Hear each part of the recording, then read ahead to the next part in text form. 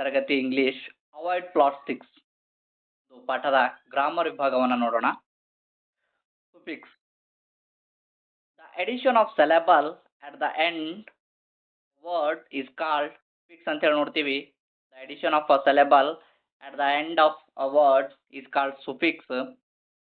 ಸುಫಿಕ್ಸಸ್ are use to change words into adjective or nouns ಅಂತ ಹೇಳಿ ನೋಡ್ತೀವಿ. ಇಂಪಾರ್ಟೆಂಟ್ ಆಗಿರ್ತಕ್ಕಂಥದ್ದು ಇದು PSTR ಮತ್ತು GPSTR ಮತ್ತು TTಗೆ.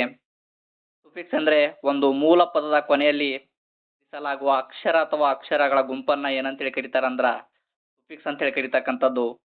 ಈ ಒಂದು ಸುಫಿಕ್ಸ್ ಅಂದರೆ ಪದಗಳನ್ನ ಅಡ್ಜೆಕ್ಟಿವ್ ಮತ್ತು ನೌನ್ಗಳಾಗಿ ಬದಲಾಯಿಸಲು ಇದು ಸಹಾಯ ಮಾಡುತ್ತದೆ ಅಂತಕ್ಕಂಥದ್ದು.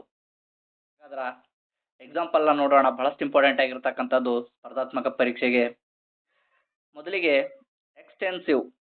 ಈ ಒಂದು ಎಕ್ಸ್ಟೆನ್ಸಿವ್ನ LY ಸೇರಿಸುವ ಮೂಲಕ ಏನಾಗ್ತದೆ ಅಂದ್ರೆ ಇದು ಎಕ್ಸ್ಟೆನ್ಸಿವ್ಲಿ ಆಗ್ತಕ್ಕಂಥ ನೋಡ್ತೀವಿ.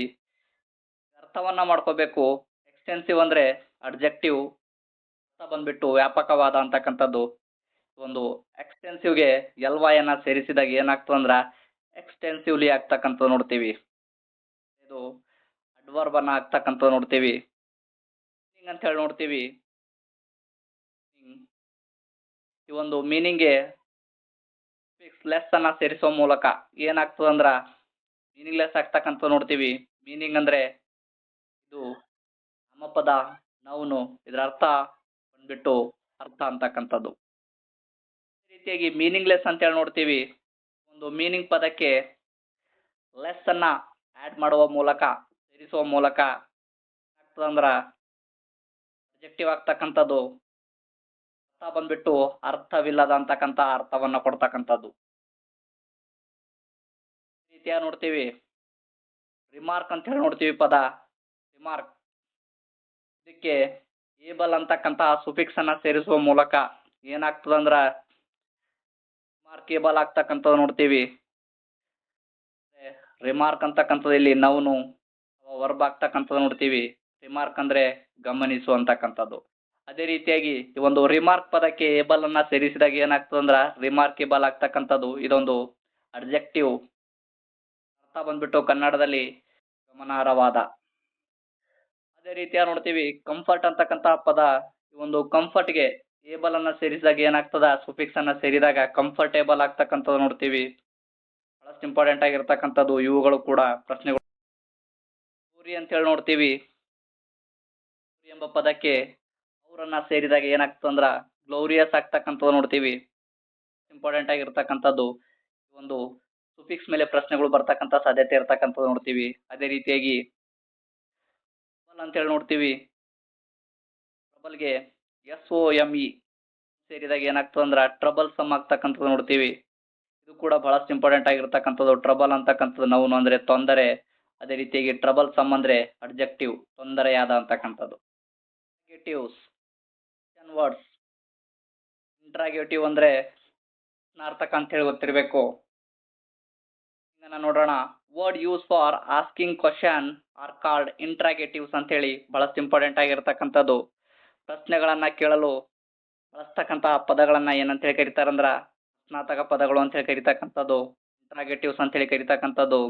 ಇನ್ English most question word begin with the letter WH except for the word how ಅಂತಕ್ಕಂಥದ್ದು ನೋಡ್ತೀವಿ.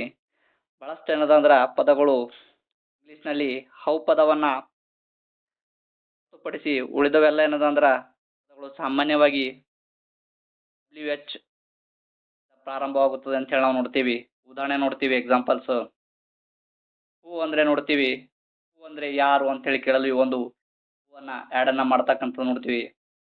ರೀತಿಯಾಗಿ ವಾಟ್ ಅಂದ್ರೆ ಏನು, ಅಂದ್ರೆ ಎಲ್ಲಿ, ವೆನ್ ಅಂದ್ರೆ ಯಾವಾಗ, ವೈ ಅಂದ್ರೆ ಏಕೆ, ವಿಚ್ ಅಂದ್ರೆ ಯಾವುದು. ರೀತಿಯಾಗಿ ಹೂಮ್ ಅಂದ್ರೆ ಯಾರನ್ನು.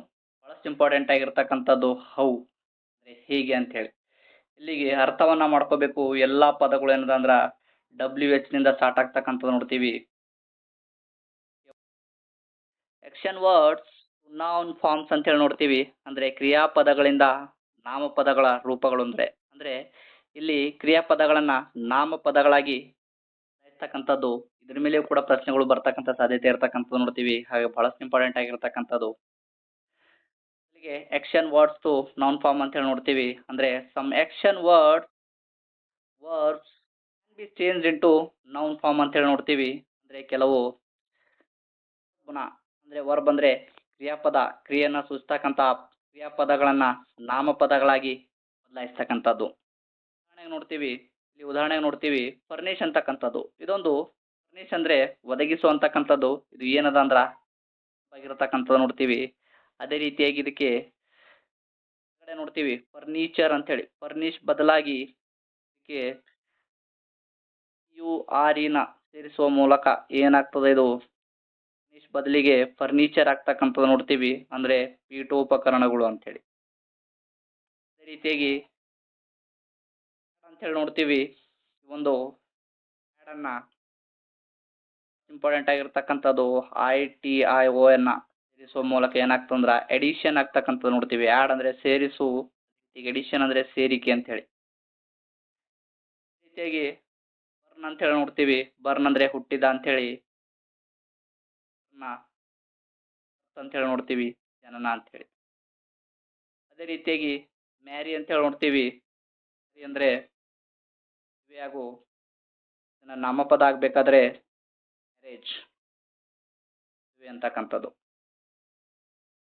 ಅದೇ ರೀತಿಯಾಗಿ ಗ್ರಾಜುಯೇಟ್ ಅಂತ ಹೇಳಿ ನೋಡ್ತೀವಿ. ಗ್ರಾಜುಯೇಟ್ ಅಂದ್ರೆ ಪದವಿ ಪಡೆಯುವ. ಅದೇ ರೀತಿಯಾಗಿ ಗ್ರಾಜುಯೇಷನ್ ಅಂತ ಹೇಳಿ ನೋಡ್ತೀವಿ. ಗ್ರಾಜುಯೇಷನ್ ಅಂದ್ರೆ ಪದವಿ. ಅದೇ ರೀತಿಯಾಗಿ ಪರ್ಫಾರ್ಮ್ ಅಂತ ಹೇಳಿ ನೋಡ್ತೀವಿ. ಪರ್ಫಾರ್ಮ್ ಅಂದ್ರೆ ಪ್ರದರ್ಶಿಸು. ವರ್ಬು ಪರ್ಫಾರ್ಮೆನ್ಸ್ ಅಂತಕ್ಕಂಥದ್ದು ಪ್ರದರ್ಶನ, ಇದು ನೌನು.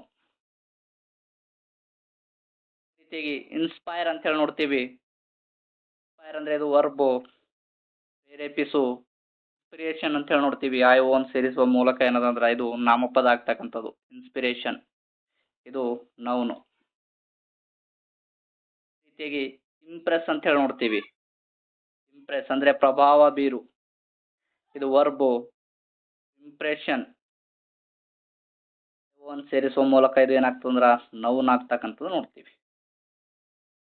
ನೆಕ್ಸ್ಟ್